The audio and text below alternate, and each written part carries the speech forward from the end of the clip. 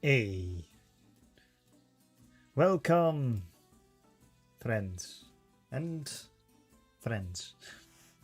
Welcome to another stream today. Some more Spice and Wolf. Hello, I welcome you all. And what are you complaining about this time?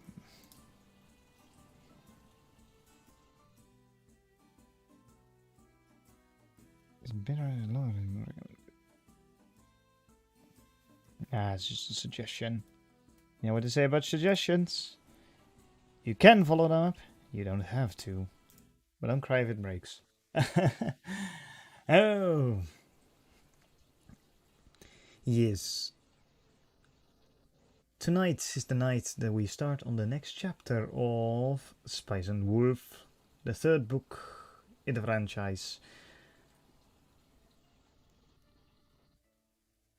And you may think, well, this is the third book already, and you gotta run out of books soon. No, they're like 20 of them. So and they're still coming out. No, but all jokes aside, I want to read more of this. I'm gonna keep going until YouTube starts screaming at me that I'm streaming copyrighted content. Let's hope they don't.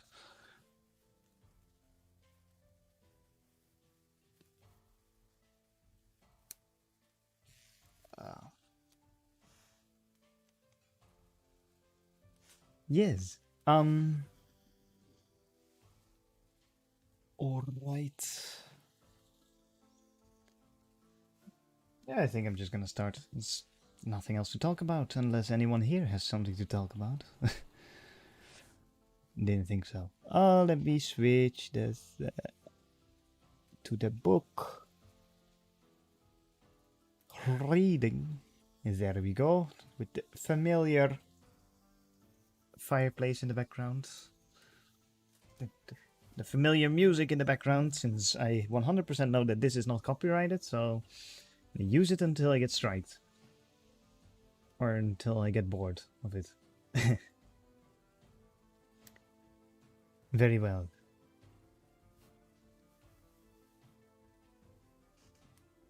Let us commence forth.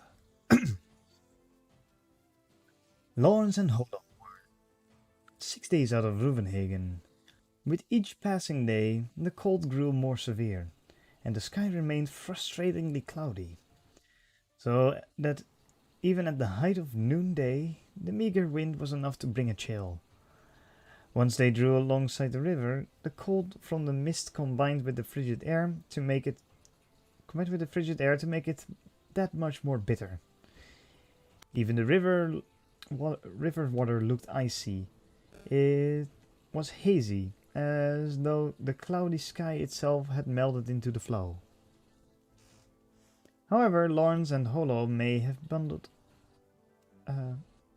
bundled up in second-hand winter weather clothing they had bought in Ruvenhagen. Cold was still cold. Nevertheless, the frosty edge was dulled when Lawrence reflected with a mixture of chagrin and nostalgia on the times when, as young merchant, he had to forego cold weather gear in favor of cargo. Evidently, 7 years of experience would whip even a rank amateur like him into some kind of shape. Besides the warm clothing, there was something else that mitigated the cold this weather. Lawrence had now entered the winter of his 7th year as a merchant since becoming independent at the age of 18, and he looked sideways at the person sitting next to him in the driver's seat. Typically, he'd sat in the seat alone. Even on the rare occasions when he did happen to be traveling with another, he would not sit in the driver's seat with Lawrence, and they certainly wouldn't have shared the same tarp over their knees for warmth. This ought the matter. Is aught the matter? Asked his companion, her slightly archaic speech evident as ever. She was a lovely girl who appeared to be in her teens, with a stunning fall of chestnut hair that would have been the envy of any noblewoman. But what Lawrence envied was neither her flowing locks nor the expensive robe wrapped around her body. No, what he envied was her thickly furred tail that lay across her lap as she carefully groomed it. It was the same chestnut brown as her hair, save for its snow-white tip, and her tail was every inch as warm as it appeared to be. Where it made into a stole, where it made into a stole, it would install. It would be every noble's man's wife object of desire, but fortunately, it was not for sale. Will you hurry your grooming, and put your tail under the tarp again? Sitting there, wrapped in a robe, neatly combing her tail fur, Hollow looked for all the world like a nun doing some kind of handicraft. She shot Lawrence an unpleasant glance with her red-tinged brown eyes, before her lips started showing a flash of white fangs. My tail is not your personal muffler. The tail in question flicked slightly.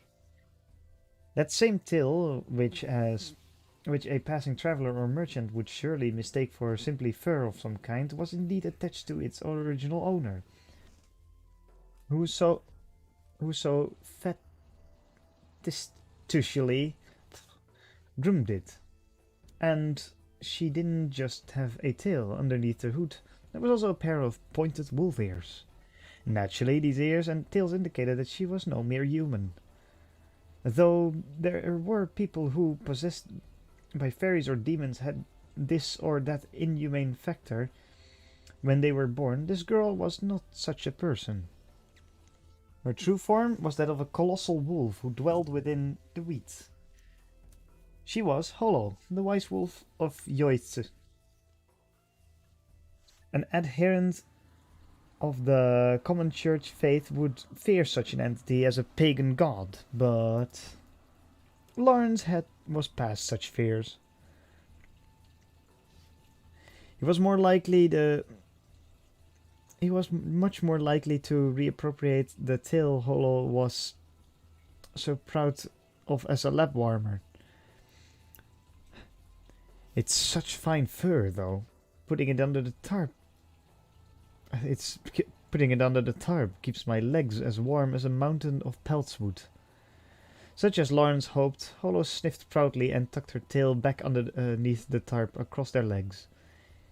Anyway, will we make the town soon? We will arrive before the day's out, no? Just a bit farther, said Lawrence. And then finally, a hot meal. I've had my fill of cold gruel. I can't stand another bite. Lawrence could brag more of experience eating bad cooking than Hollow could, but he was in complete agreement with her. Eating well was one of the few pleasures of travel, but even that pleasure disappeared at the arrival of winter.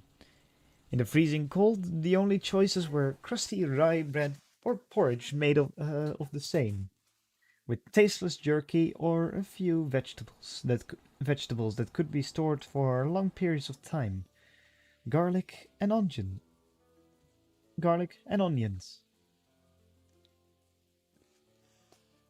With her keen sense of smell, Hollow couldn't eat the aforementioned garlic or onions, and though she hated the bitter taste of rye bread, she managed to choke it down with the water.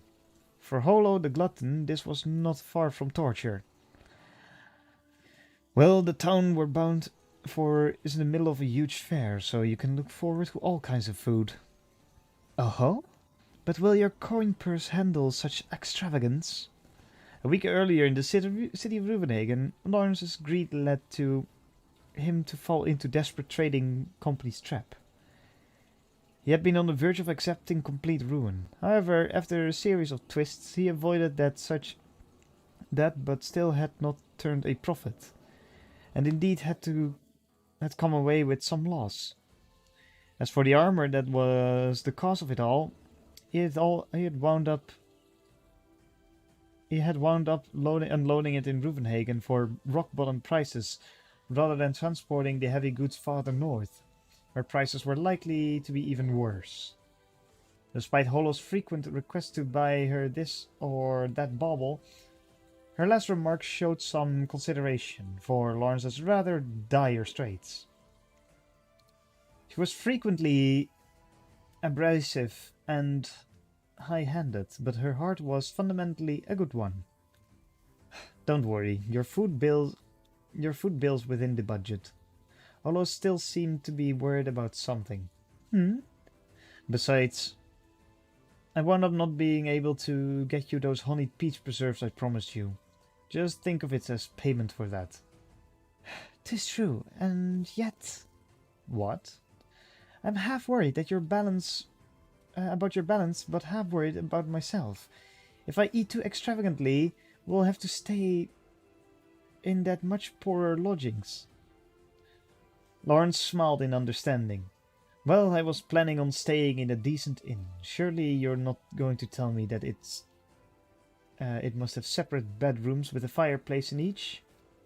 I wouldn't go as far as that, but it won't do if you use my appetite as an excuse. As an excuse for what?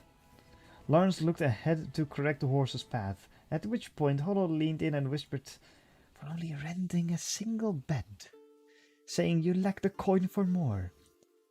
Sometimes I prefer to sleep alone." Lawrence yanked on the reins and the horse neighed its uncertainty. Having become quite used to this sort of teasing from Hollow, he was quick to recover. He forced calm to his face and gave her a cold look. "I'm not sure someone who snores so readily should be talking." Perhaps taken aback by the rapidity of Lawrence's recovery, Hollow drew away from him, twisting her lip unpleasantly. Lawrence pressed the attack so as not to let this rare opportunity for victory escape. "Besides, you're hardly my type." Hollow's keen ears could easily tell the truth from lies. What Lawrence had just said was just barely not a lie. Hollow's face froze, perhaps from surprise at the truth of Lawrence's words. "Surely you know I'm telling the truth," said Lawrence, closing in on the final blow. Hollow stared at him, dumbfounded for a second, her mouth opening and closing wordlessly. Eventually she realized that her response itself was letting Lawrence get the better of her. Her ears drooped underneath the hood and she looked down dejected. It was Lawrence's first victory in some time. Nonetheless, it was not a true victory. While it was not precisely a lie to say that Hollow wasn't Lawrence's type either, neither was it precisely the truth. All he needed to do was to tell her as much, and his revenge for all the times he had suffered as her plaything would be complete. He reflected on how fond he was of Hollow's laughing face, or how innocent she looked as she slept. And indeed, her dejected mien was quite dear to him, as well. Or, put it another way, "So you like to see me this way, do you?" Lawrence met Hollow's unturned gaze, and was unable to stop himself from blushing. Such foolishness. The more idiot the male, the weaker the girl he fancies, never realizing his head is the weakest part of all. Mocked Hollow, flashing her white fangs as she turned the tables on Lawrence. "If I'm to be the helpless princess, you'll need to play the intrepid knight. And yet, what are you really?" She pointed her finger at him and pressed him for an answer. Countless scenes flashed through Lawrence's mind, scenes that served as a painful reminder that he had He was no chosen knight, but an ordinary traveling merchant. Hollow gave a short sigh, evidently satisfied by his reaction, but then she put her index finger to her chin, as something seemed to occur to her. Though, come to that, I suppose you're a knight of sorts, hmm? Lawrence sifted through his memories, but could not think of any time when he was particularly gallant. What, have you forgotten? Did you not stand between me and my attackers? 'Twas in the tunnels beneath Pazio during that silver coin nonsense. Oh, that. Lawrence remembered the incident, but still didn't feel particularly knightly. He had been shaken so badly he could barely stand, his clothes in tatters. It's not physical strength that makes a knight. It's not physical strength that makes a knight. It was the first time I've been protected by someone. Ola smiled sheepishly and drew near to Lawrence. The rapidity of her mood swings was always alarming. Fast enough to make a merchant who, even one used to the vicissitudes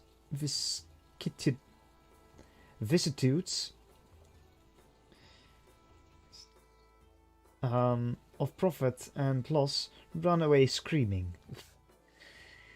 Lawrence, however, had nowhere to run.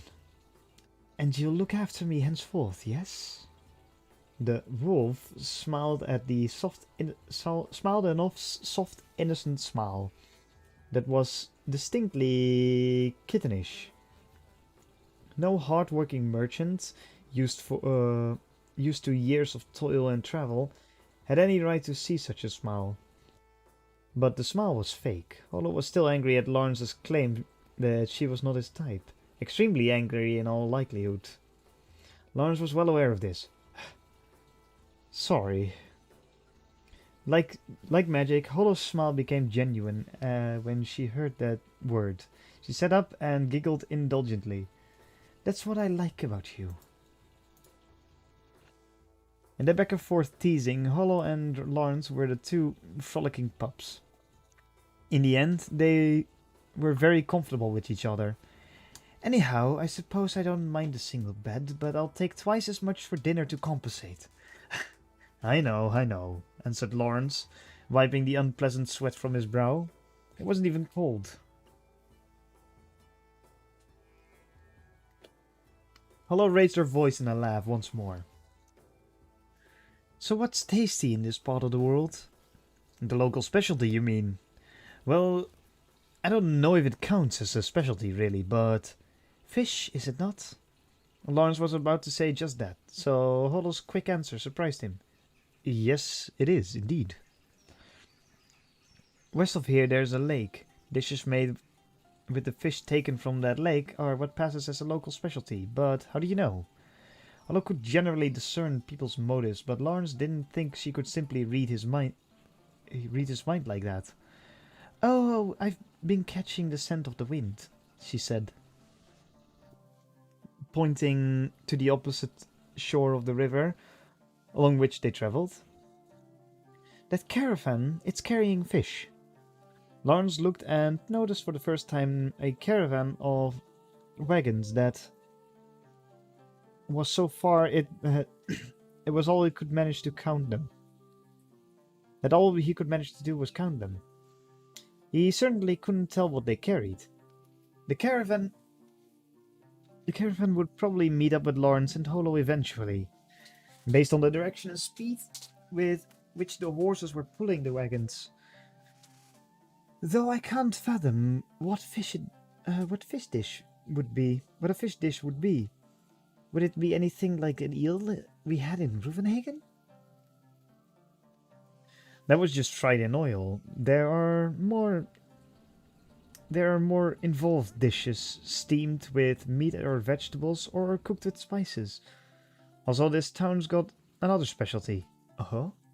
Hollow's eyes glinted, and beneath the tarp, her tail wagged to and fro in anticipation.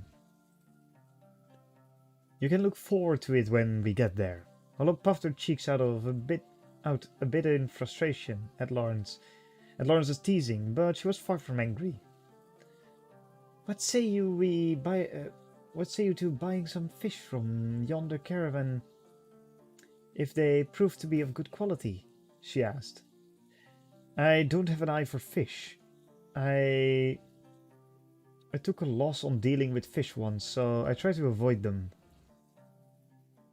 But you've my eyes and nose now. Can you sniff out the quality of fish? I've have a mind to sniff out your quality, said Hollow with a mischievous smile. Lawrence had to surrender. Mercy, please.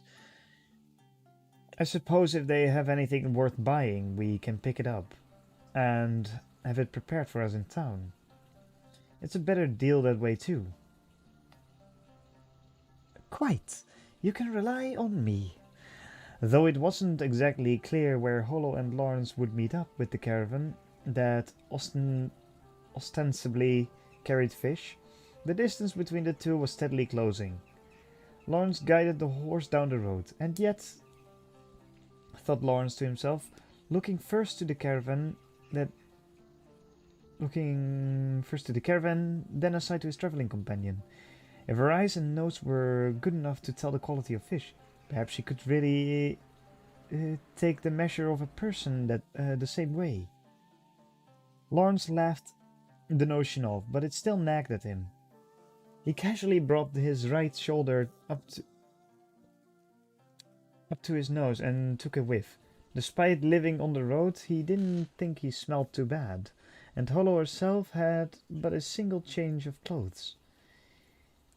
He was mulling his excuse over when he felt a gaze upon him. Goodness, you're really so charming. I've no idea what to do with myself, said Hollow, as exasperated. Lawrence had no response. The river flowed so slowly that at glance it seemed to not be moving at all. Soon, people who had stopped to let their horses drink or shift their loads came into view. There was also a rare traveling sword sharpener. A sword tucked in the ground served as in place of a sign. The sword sharpener yawned, chin in hands, leaning on his large whetstone. There was also a raft moored at the pier, where a knight stood with his horse, arguing with a boatman. The knight was only lightly equipped, so he was probably a messenger from this or that fort. Most likely the boatman did not want to embark on a trip without more passengers, which was the source of the argument. Lawrence himself had been angry at boatmen unwilling to set out when he was in a hurry, so the scene brought a pained smile to his face. As the land shifted from endless wild plains to cultivate farmland, peasants doing their work popped up more and more frequently. No matter how many times he saw it, a change of scenery that came along with human activity always made Lawrence happy. It was about then that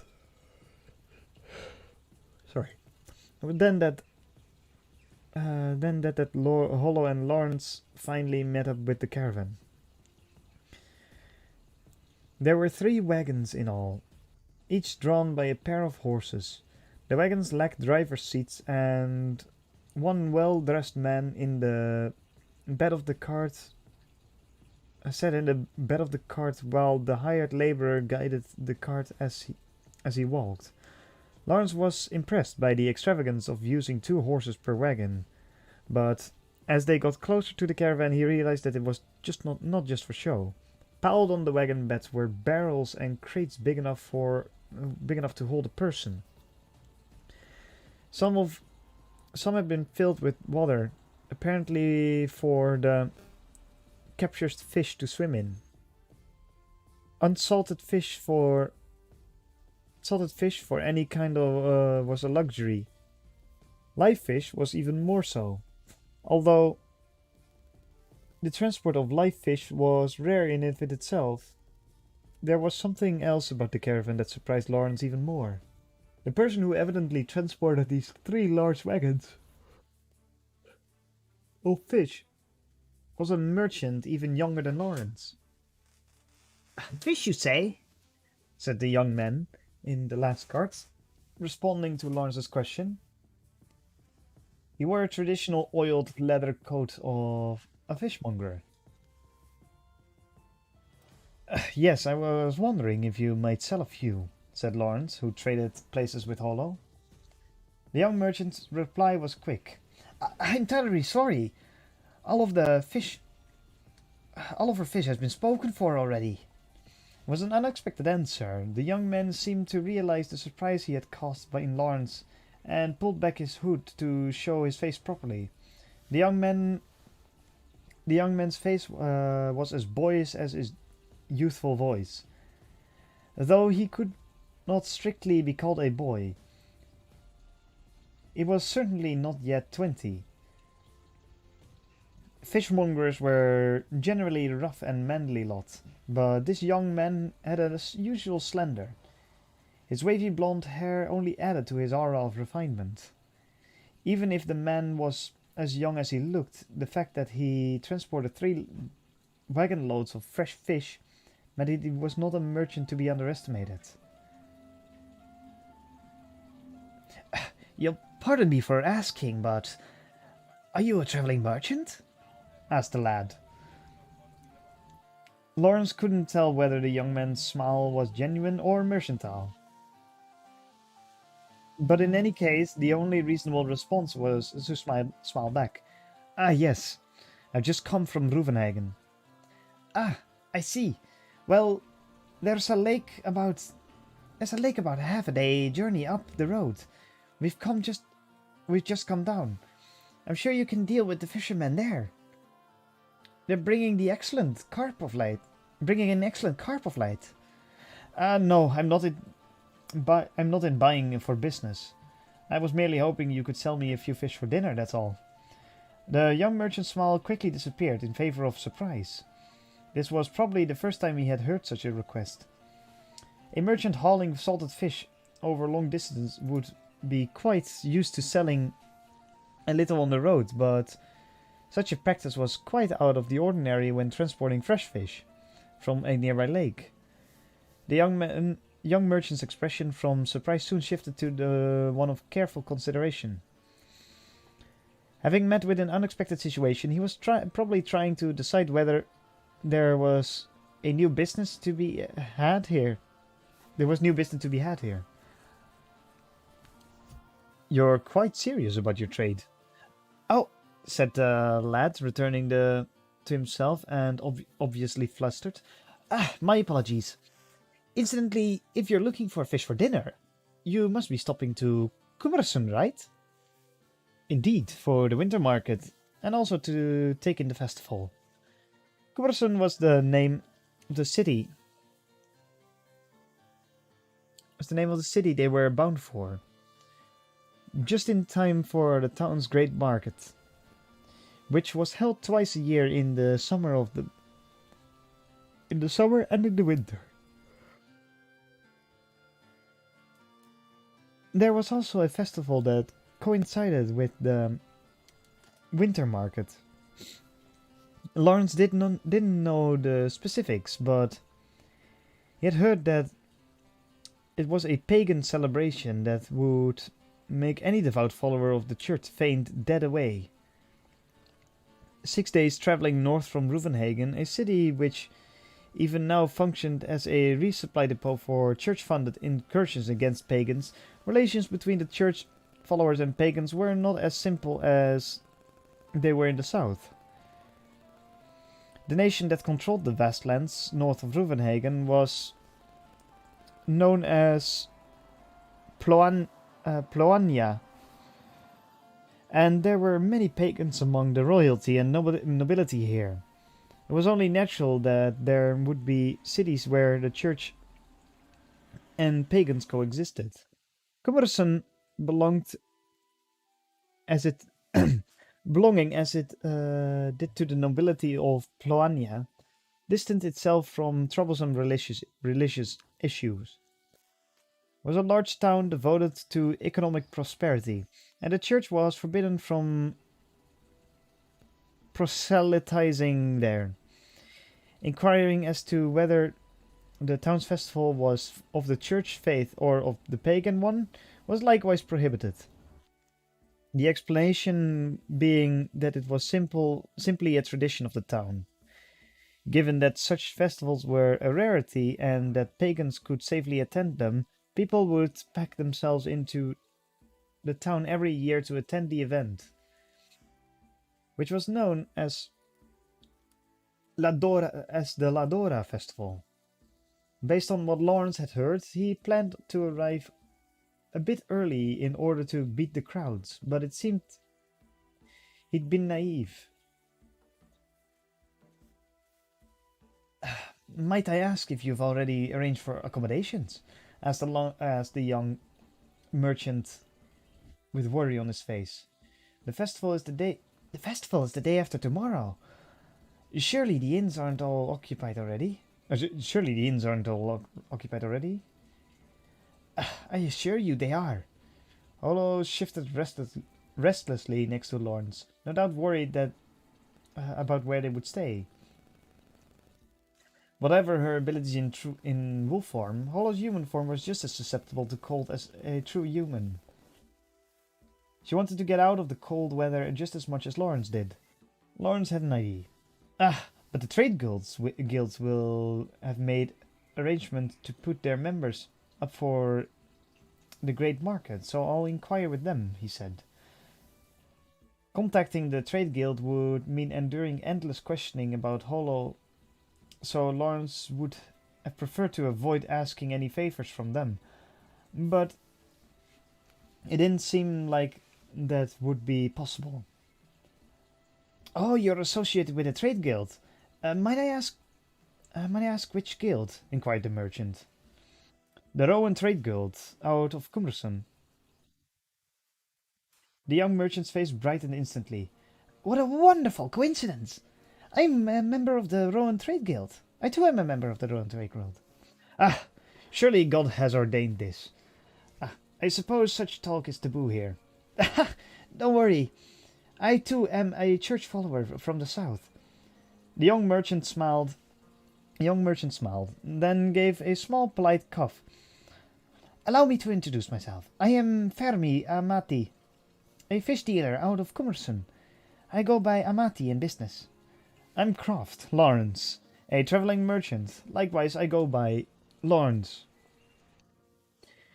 They each sat on their respective wagons, but were nonetheless close enough to shake hands. Lawrence would now have to introduce Holo. This is Holo, my traveling companion. Circumstances have led her accompanying me, though she is not my wife, said Lawrence with a smile. Holo inclined her head in Amati's direction, looking at him with a small smile. Holo was quite something when she deigned to be polite. A flustered Amati reintroduced himself with cheeks flushed. Is Miss Holo a nun? She is a nun on a pilgrimage, or something like it, yes. It wasn't only men whose hearts were stripped into piety. Women also regularly went on pilgrimages. Such women generally introduced themselves as nuns, rather than giving their true identity as townswomen on a pilgrimage, since this tended to avoid various troubles. However, as entering Cumberson dressed in clothes that were instantly recognizable as church garb presented problems, the custom was to attach 3 feathers somewhere on the clothing. Holo's cloak indeed had 3 magnificent brown chicken feathers pinned to it.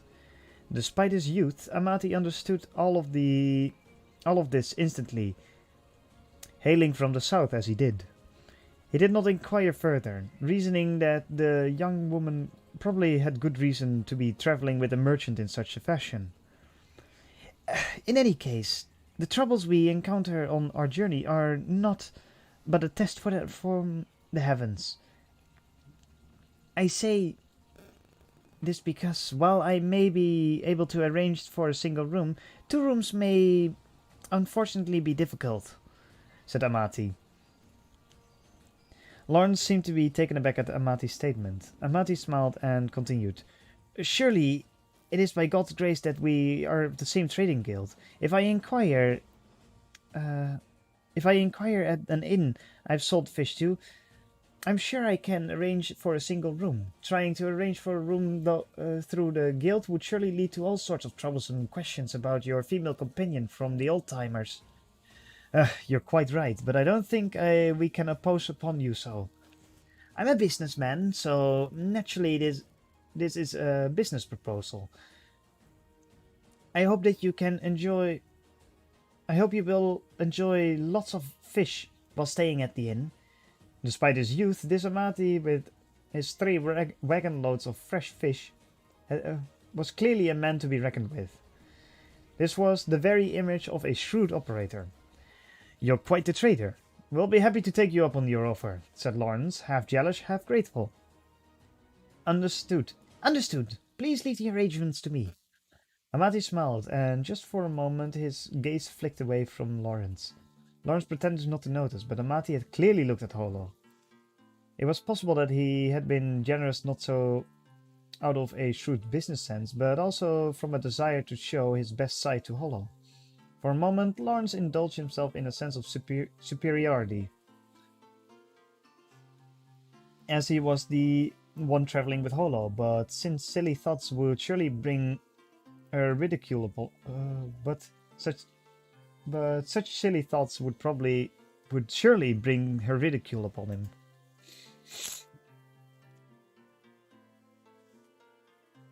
He banished the notion from his mind and gave his attention to the task of improving his relationship with the successful young fish merchant before him. It was only as the sun began to set that they finally arrived in Kummersen. The dinner table was arranged around a bowl of soup made with slices of carb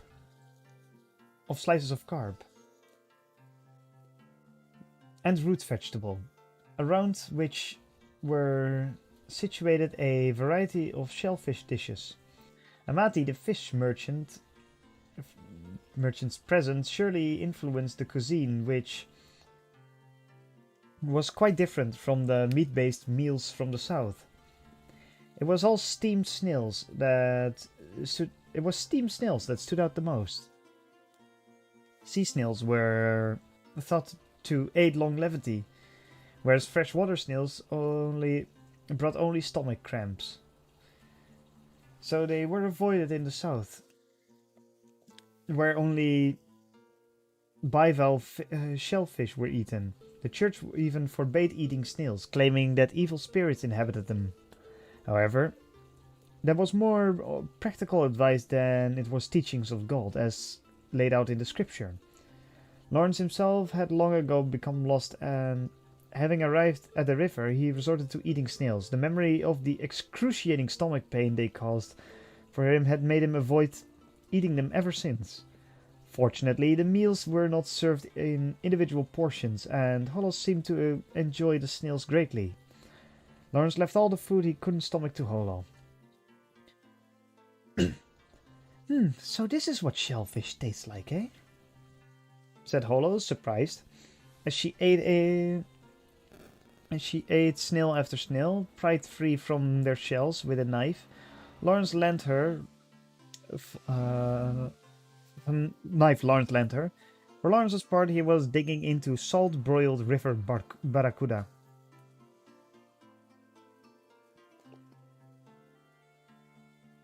Don't eat too much, you'll get a stomachache. Evil spirits live in those river snails. Eat them carelessly and you'll regret it. Holo took a quick look at the snail she had just extracted from the shell, then cocked her head and popped it into her mouth. Just who do you think I am? It's not just the quality of wheat that I can judge. Didn't you say something about eating spicy peppers and regretting it? Hollow seemed to take offense at the reminder. Even I can determine taste purely from appearance. They were bright and red, I'll have you know, like a perfectly ripened fruit, said Hollow, as she extracted yet another snail. Occasionally she would pause and put her cup to her lips and take a drink, closing her eyes as she did. Since the region fell outside the church's baleful eye, distilled liquor, which the church felt was dangerous, was freely sold and drunk here. Hollow's cup was filled with a neatly transparent liquor known as burn wine. Shall I order you something sweeter? Hollow shook her head wordlessly. But with her eyes so tightly shut, Lawrence was sure that if he peeked under her robe, he would find her tail fluffed out like a bottle brush. At length she drained the cup, and exhaling deeply, she wiped the corners of her eyes with her sleeve. Given what she drank, which was also known as soul-shaking liquor, it was good that Hollow was no longer dressed as a nun. With her head covered in a triangular kerchief, she looked every inch a normal town lass.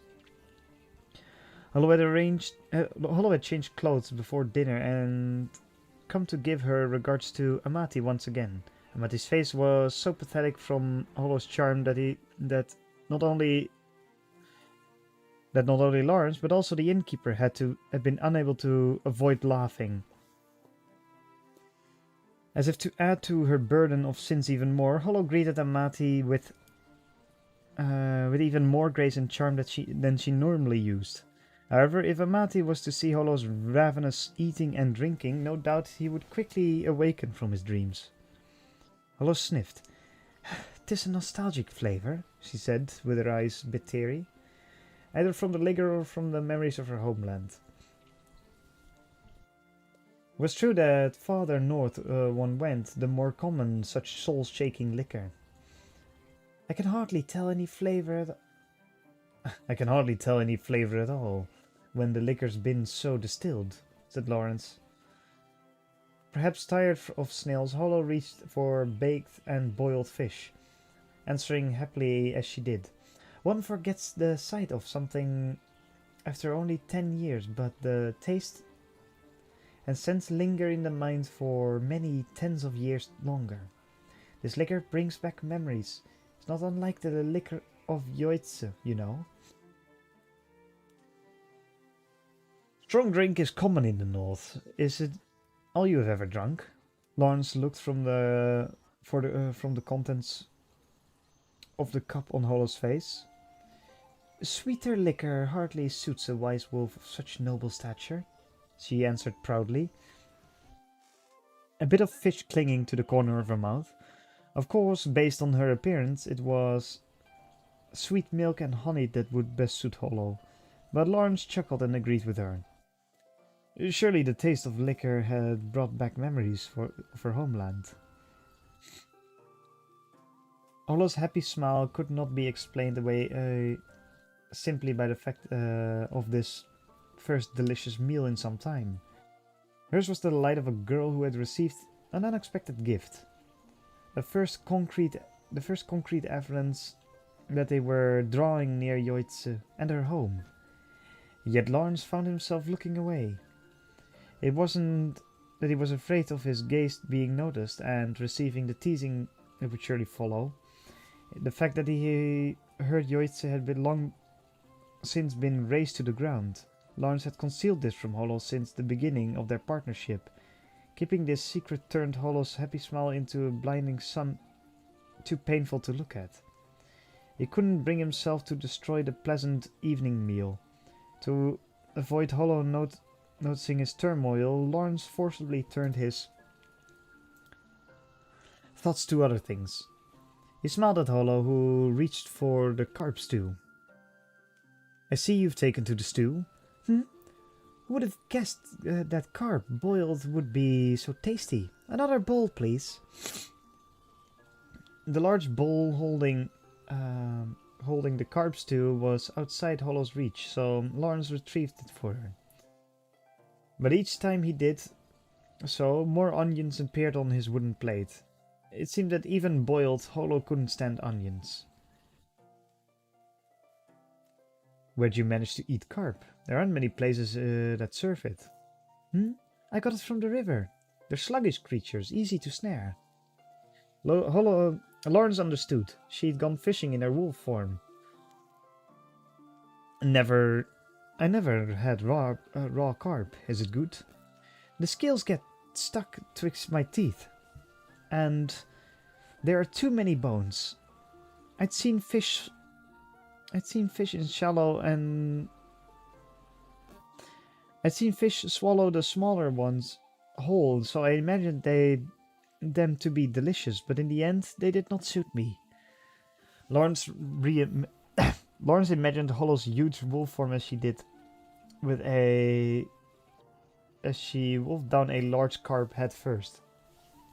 Carp were renowned for their long life, and were both revered as a holy and rivaled as tools of the devil by the church. For that reason, the eating of carp was confined to the north. To be fair, it seemed mildly ridiculous to hold the carp with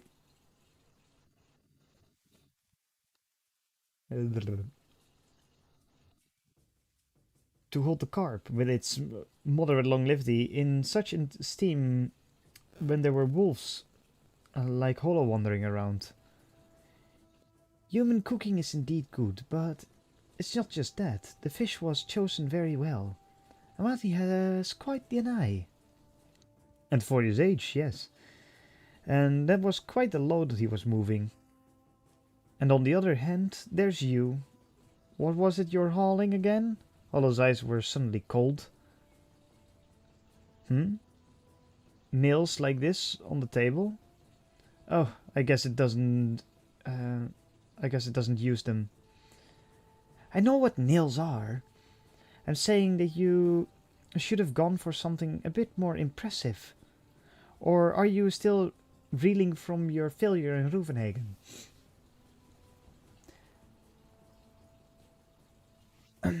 Lawrence felt rather aggravated by this, but it was the truth, and he could say nothing. He had become over-enthusiastic and bought armor on a margin that amounted to roughly twice his personal net worth. And as a result, he had faced bankruptcy and lifelong slavery. In addition, he had caused Hollow significant trouble and humiliation. Having been humbled, Lawrence chose to buy simple nails on his way out of Ruvenhagen, to the tune of about 400 silver trenny. It was a conservative purchase, one that left him with quite a bit of cash on hand. It may not be the grandest load, but it should turn a fair profit. And it's not as though there's nothing... may not be my grandest load, but it should turn a fair profit, and it's not as though there's nothing attractive in my wagon. Hollow cocked her head at Lawrence, holding a river barracuda in her mouth, as though she were an alley cat. Lawrence had come up with a nice bon mot. He coughed slightly. I mean, you're riding in it as well, after all. It was a bit affected, but Lawrence flattered himself to think that it was charming nonetheless. A charming line nonetheless. As he smiled and took a drink from his burnt wine and looked at Hollow, he saw that she had stopped moving and seemed quite at a loss. Well, I suppose that's about all you're capable of, she finally said with a sigh. You know, it wouldn't kill you if you'd be a little nicer to me, said Lawrence. Ah, but if you treat a male too well, he'll soon come to expect it all the time. And you'll hear not but the same foolish words over and over. Ugh. Lawrence couldn't let this slight go unanswered. Fine then. From now on, I'll... You dunce, said Hollow, cutting him off. How precious do you think a male's kindness is? Lawrence frowned and escaped into his drink, but Hollow was on the hunt now. And all I need for your kindness, and all I need do for your kindness is to seem downcast, eh? Her innocent face accused him, and Lawrence had no response. Hollow was unfair. He looked at her resentfully, but she only smiled pleasantly. Having finished their first proper meal in days, Hollow and Lawrence turned to their inn, where the streets were quiet. They had arrived in Cumberson around sunset, but the streets had been much more congested than Lawrence anticipated. They hadn't encountered Amati. They certainly would have had to, if they hadn't encountered Amati, they certainly would have had to prevail upon the trading guild for a room, and might have wound up staying in a room at the guild house itself. All around the city, wooden carvings and wheat dolls, whose inspiration was unclear, lined the streets, with bands and jesters flooding even the narrowest of alleyways. The great market that took place in the large plaza in the south end of the city had its hours extended, and it bustled with an energy that benefited the word festival. Even craftsmen who were normally not allowed to sell their wares here had stalls set up along the wide street. Back in the inn, Lawrence opened the window to cool his body, still flushed from the strong liquor. He could yet see some shopkeepers tidying up their stalls, illuminated by the moonlight. The room that Amati had arranged for them was in one of the very finest of inns in the town. One that Lawrence could never have considered staying at himself. The room was on the second floor, overlooking the wide street that ran from the north to the south, through the center of the city. Not far from the intersection with the street's east-west counterpart, just as Hollow had hoped, it had two beds. Of course, Lawrence could not help harboring a suspicion that the two beds in the room were also due to Amati's insistence. It mollified Lawrence to think this, but he was still grateful for Amati's assistance. So he abandoned that train of thought and looked out onto the street. Everybody on the wide boulevard seemed to be staggering home. Lawrence chuckled and looked behind him to see Hollow sitting cross-legged on the bed, pouring herself another cup of wine as she hadn't already had enough to drink. Don't come crying to me if you're hungover tomorrow. Have you already forgotten what happened in Pazio? Oh, this is fine. Fine liquor never lingers past its welcome. And who am I to turn down its friendship? Now finished pouring, she happily put the cup to her lips, then ate a bit of dried trout left over from dinner. Left to her own devices, Hollow would most likely eat and drink herself into a stupor, but Lawrence was still grateful for her pleasant mood. He had to broach a subject that was far from his favorite. The reason he had altered his usual yearly route, which included Cumberson only in the summer months, was because he was heading for Hollow's homeland. Lawrence was not clear on precisely where Hollow's home of Yoitsu was. Although he had heard of its name, that was the story from ancient times, which provided no concrete sense of its location. He had avoided pressing her for more information thus far, because every time the subject came up, she would smile with nostalgia, but soon sink into a depression at the realization of the distance, both temporal and spatial, that separated her from her home. As sad as it was, that was the only reason for him to hesitate bringing up Yoitze. But if Lawrence were to mention it now, that they were closer, they would not. There would be nothing but to be. With nothing to be said about. He decided he sat on the desk as that was placed against one of the walls as he spoke. So before you're 3 sheets into the wind, there's something I need to ask you. Olo's exposed his ears immediately prickled up, and her gaze soon followed. What might that be?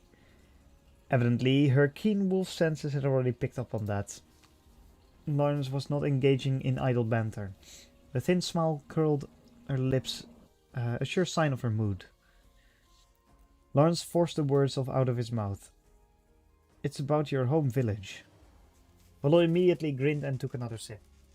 This was odd. Lawrence expected her to turn serious at the mention of Yoitze. Just as he concluded that she must be already drunk, Holo swallowed her wine and spoke. So you don't know where it is, eh? I was starting to wonder when you were going to ask that.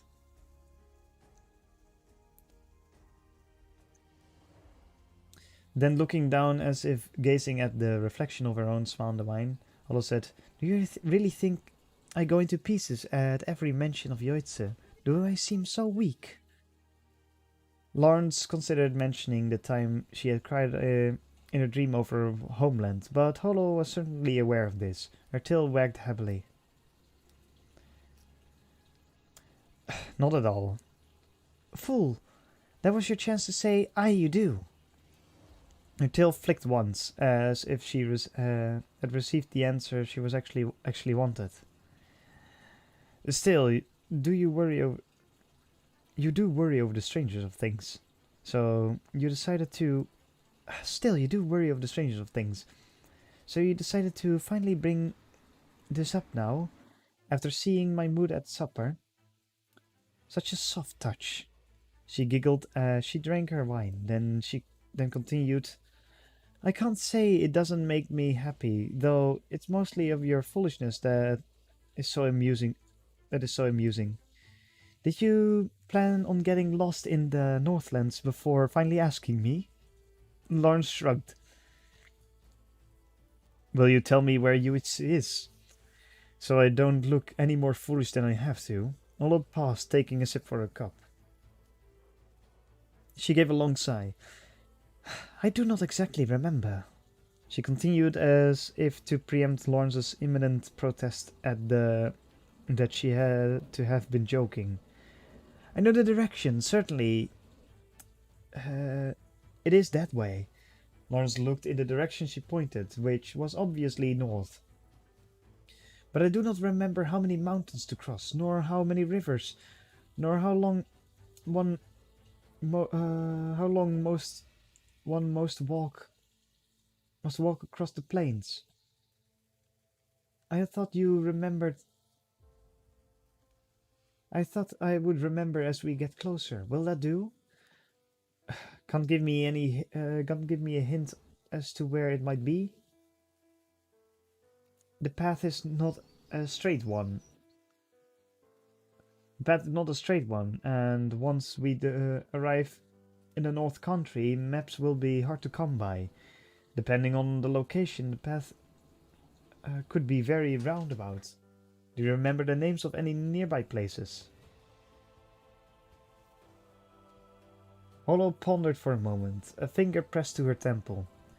I remember Yoitze and Nyohira, and what was it? Pyro.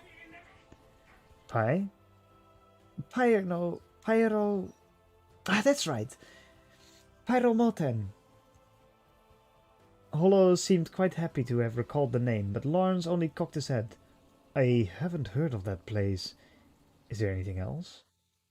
There were many towns, but I didn't have all the names. The towns have all the names the way towns do now. One could just point and say a town was beyond that mountain, and it was all enough. We didn't need names. It was true. Lawrence had been surprised by the first time he had visited the north.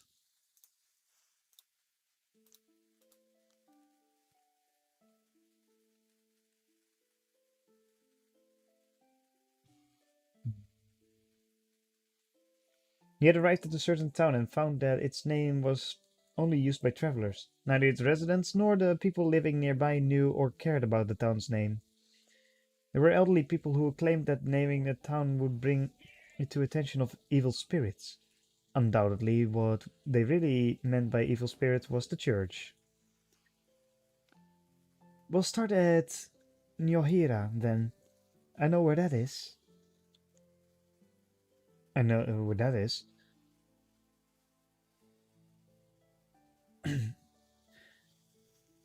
That name brings back such memories. Are the hot springs still there?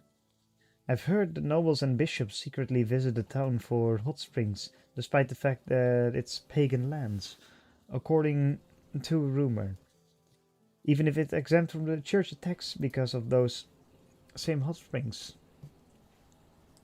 Those springs don't belong to any one group, after all, said Holo, before coughing slightly. If Niohira is our goal, then from Niohira it's that way. Holo pointed southwest, not north, to Lawrence's relief. Any farther north than Niohira meant a lands where snow never melted, even in the summer. Yet even knowing that Yoitse was south of Niohira left too wide a region. How long did it take from Niohira to Yoitse? For me, 2 days. For a human, I don't know. Lawrence thought back at the time he had ridden on Holo's back, when she was in wolf form near Ruvenhagen.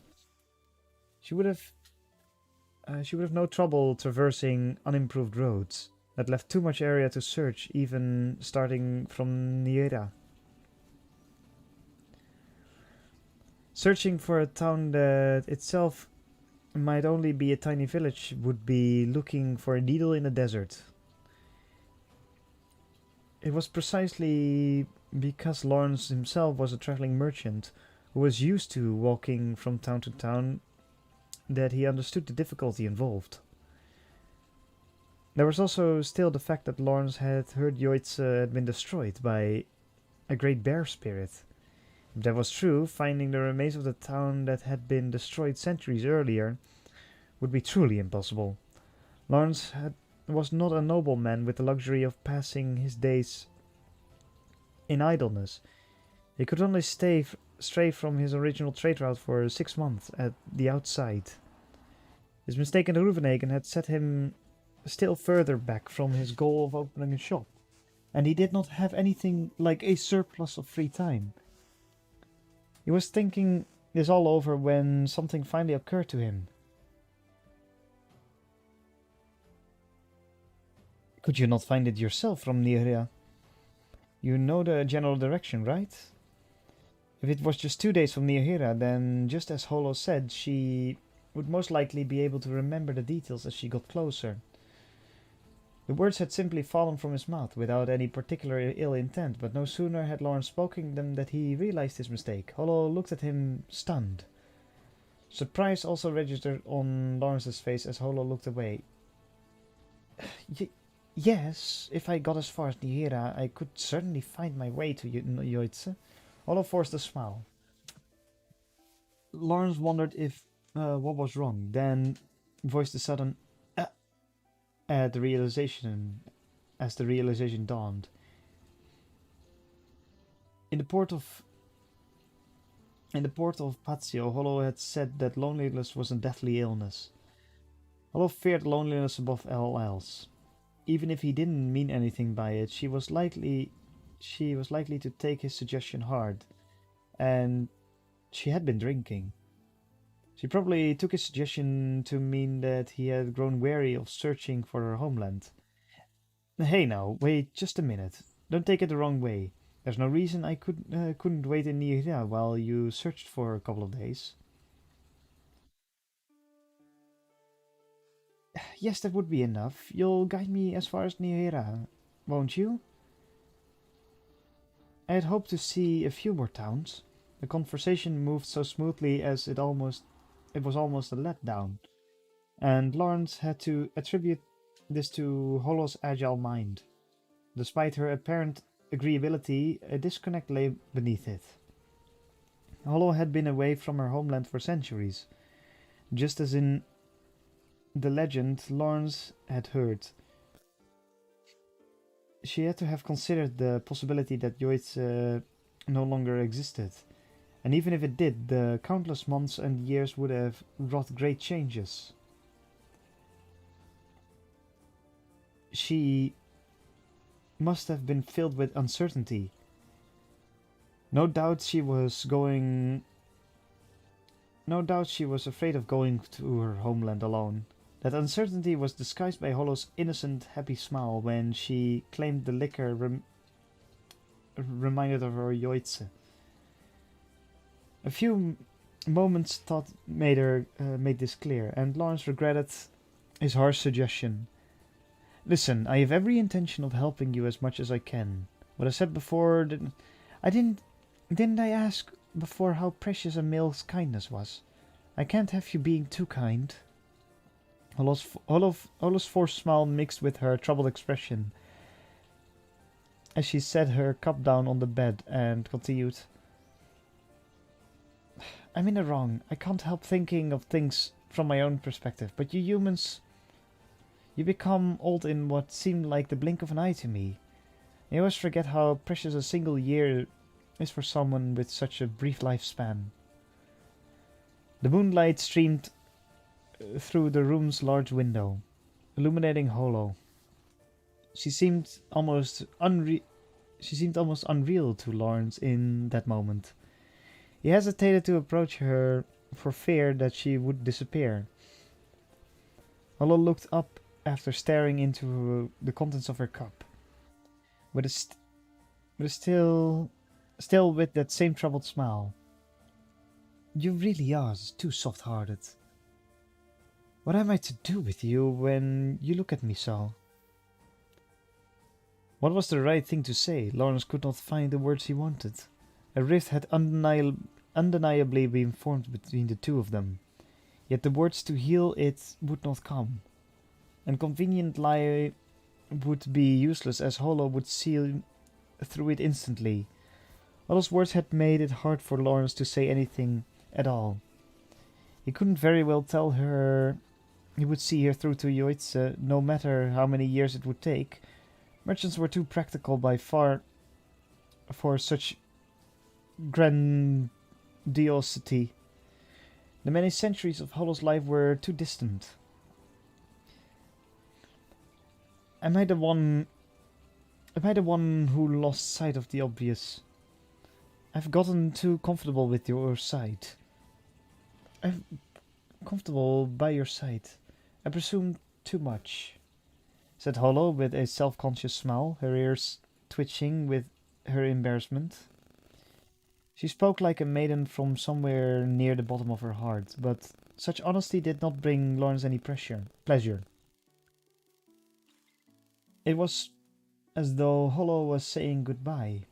Heh, I seem to be a bit drunk. I'd better sleep, or who knows what I'll wind up saying. Hollow was never reticent at the best of times, but the way she talked made it seem like she was simply putting up on a brave farce. In the end, Lawrence was unable to say anything to her. All he could do was take note of the fact that she had not yet simply packed up and left, and seemed simultaneously unthinkable and entirely likely that she would not do such a thing. Lawrence wanted to scream at himself for being so powerless to help her. The night silently deepened. The cries of drunken revelers could be heard from beyond the window. And that was a chapter.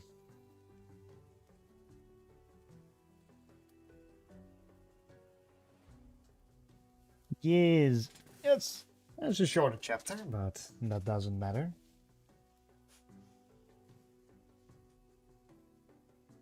Oh, let me see.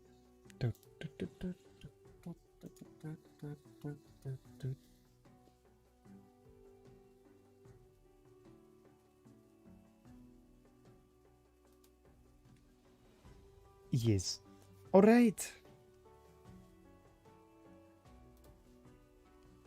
I am gonna end it there.